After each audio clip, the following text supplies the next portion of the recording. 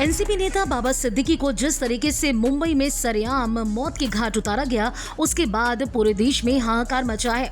बाबा सिद्दीकी जो अपने ऑफिस से निकल रहे थे, उसी टाइम पर गाड़ी में सवार हमलावरों ने उनके ऊपर एक के बाद एक 6 गोलियां बरसाई, जिसके बाद उन्हें हॉस्पिटल ले जाया गया और वहीं पर उनकी मौत हो गई। बाबा सिद्दीकी की मौत के बाद जितने भी एक्टर्स हैं, बॉलीवुड, टीवी और इसके साथ ही बड़े बड़े राजनेता, वो अपनी सिक्योरिटी को लेकर काफी घबराए हुए हैं।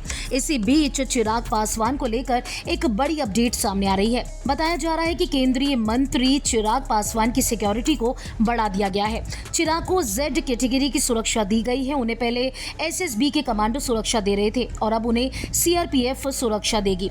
भारत सरकार की तरफ से देश के कुछ लोगों को सिक्योरिटी दी जाती है। गृह मंत्रालय की तरफ से X, Y plus, Z plus security दी जाती है। इसके अलावा एक एसपीजी सिक्योरिटी होती है जो देश के सिर्फ प्रधानमंत्री को मिलती है। लेकिन अब चिराग पासवान को जो सिक्योरिटी दी गई है, आईबी अलर्ट के बाद दी गई है। जेड कैटेगरी के तहत चिराग पासवान की सुरक्षा में अब कुल 33 सुरक्षा गार्ड होंगे। इनके साथ ही 10 आर्म्ड स्टैटिक गार्ड वीआईपी के घर पर रहेंगे। इसके अलावा 6 round the clock PSO, 3 shift में आर्म्ड स्क्वाड के 12 कमांडो, वॉचर्स शिफ्ट में 2 कमांडो और 3 trained driver round the clock मौजूद रहेंगे। आपको बता दें, चिराग पासवान की सुरक्षा रामविलास पासवान की मूर्ति तोड़े जाने के बाद बढ़ाई गई है। चिराग पासवान बिहार के जमुई से सांसद है। चिराग पासवान फिलहाल फ्रांस के डिजोन शहर में 45वें विश्व वाइन सम्मेलन में शामिल होने के लिए गए हुए हैं। चिराग पासवान पिता के नक्शे कदम पर चलते हुए राजनीति में कदम रख चुके हैं। साथ ही पिता की मृत्यु के बाद उन्होंने पार्टी की कमान संभाली।